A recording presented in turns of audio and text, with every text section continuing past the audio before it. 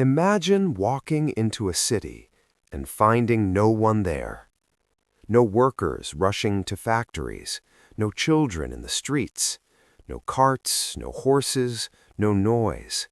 Just miles of finished buildings, gas lamps ready to be lit, tram tracks laid in perfect lines, completely empty.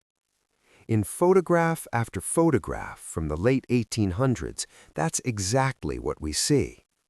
Grand American avenues, public squares, rows of houses, all built, yet strangely uninhabited. And today, those same streets are packed with cars and people. So why does the camera of that era keep capturing a very different story? According to textbooks, the second half of the 19th century was a story of unstoppable growth. Railroads stitched the continent together. Small river towns became industrial giants in a single generation. Engravings from the time show crowded sidewalks, markets full of people, and constant traffic. Population charts for cities like Chicago, St. Louis, San Francisco, and Denver rise in smooth, impressive curves. Newspapers bragged about boomtowns and record numbers of new arrivals. On paper, these cities should have been overflowing with life. But when we look at the photographs that survive from the same years, the streets often look like no one lives there at all. Here's a steep hill street in a port city. Tall buildings with balconies, rail tracks running down the center, gas lamps along the sidewalk, and not a single person. No carts, no animals, no motion. Here, a market square surrounded by shops and awnings. In any modern city, this would be full of people at almost every hour. Yet in the photograph, every stall is closed, every doorway is still. Row houses with curtains in the windows, decorated stoops and railings, everything about them says occupied, except the total absence of human beings. The usual explanation is long exposure time. Early cameras needed seconds, sometimes minutes, to gather enough light. People walking by could blur or vanish. That's true, but long exposures rarely erase everyone. They tend to leave faint ghosts, smears of movement, light trails from carriages, blurred figures crossing the frame. In many of these shots, there are no ghosts at all, just finished infrastructure sitting in a kind of suspended stillness. Some images even show the camera itself standing in the middle of main streets with no sign that anyone had to move aside. When we compare the story we're told, crowded boomtowns bursting with people, to what the photographs actually show, a gap opens. The question isn't whether people ever lived here. The question is, when did these cities really fill up?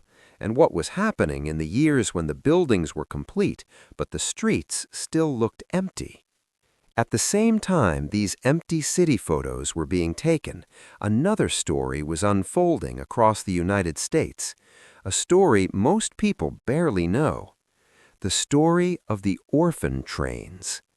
From the 1850s into the early 1900s, hundreds of thousands of children were transported from eastern cities and institutions to towns and farms all across the Midwest and West. Some were true orphans, others were simply poor or taken from families who couldn't care for them. They arrived at small stations, lined up with paper tags pinned to their coats, and were chosen by waiting adults, sometimes as much for labor as for love. Inside the train carriages, rows of children sat on wooden benches with everything they owned in a small bundle. They weren't moving by chance, they were being redistributed. When you map the routes, a pattern appears. Lines radiate out from dense East Coast centers into developing inland towns and cities, often the same places that, on paper, have big infrastructure but relatively small populations.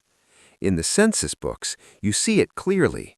grand streets, rail hubs, and stone buildings serving communities whose official headcounts look surprisingly low. At the same moment, trains full of children are heading straight toward those underfilled cities. It starts to feel less like random charity and more like a deliberate way to populate an already built world. The clues aren't just in photos and ledgers, they're built into the streets themselves. In old districts of many cities, you'll find buildings where the original first floor now sits below the sidewalk. Ornate doorways, arched windows, and shop fronts submerged in dirt up to waist height. Staircases lead down from the pavement to what is now called a basement entrance, but everything about the design says it was once ground level. Engineers explain this with the idea of street raising. In some places, cities did lift their streets to fight flooding and sewage problems. But raising an entire street system is not a small project. It takes huge amounts of material, heavy equipment, and years of coordinated work. It leaves blueprints, photographs, arguments in city councils. Yet the buried floor pattern shows up in many cities with far fewer clear records than you'd expect for such massive undertakings. Beneath some structures lie dark brick corridors and flooded rooms, older layers of infrastructure now hidden below our feet.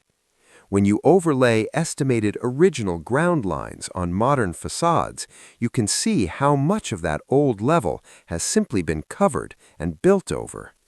Taken together, the empty streets, the orphan trains, and the buried doorways, we start to see something more complicated than a simple story of small towns gently growing into big cities. Some researchers see in these clues the outline of a reset. Not necessarily a single event, but a period where populations dropped sharply, cities were left partly empty, and then a new wave of people was brought in to refill them. In that model, the photographs capture a world in between, infrastructure intact, but the original residents mostly gone. The census and the classroom story tell us a night tale of continuous growth, but the physical evidence suggests something less tidy. The same strange signs appear outside the United States as well. Western boomtowns with brick banks and substantial main streets photographed with almost no one present. European boulevards lined with ornate stone buildings and gas lamps caught at moments so empty they feel staged. When you mark on a map the cities known for empty early photographs and buried ground floors, they cluster. It looks less like coincidence and more like the afterimage of a disruption we're no longer encouraged to talk about. We may never know exactly what that disruption was, but it's hard to believe that every empty photograph and every buried doorway is just a quirk of camera technology and urban planning. Stand on a busy city corner today, and it's almost impossible to imagine it silent. Yet the old images show these same streets built and paved, lined with lamps and shop fronts, with almost no one there. In the red glow of a dark room, an empty avenue from 180 years ago slowly appears on a sheet of paper. The chemicals freeze the scene, and with it, they freeze a question in place. Are these photographs just artifacts of slow cameras and carefully chosen quiet moments? Or are they glimpses of a world in transition, infrastructure left by an earlier phase, waiting for new people and a new narrative? You don't have to accept every alternative theory to feel that something here doesn't quite fit. The empty streets, the orphan trains, and the buried doorways are all real. The only mystery is how we choose to connect them. If you want to explore more of these old-world anomalies, from impossible world's fairs to star forts and atmospheric towers, subscribe and join me for the next investigation into the history they tried to erase.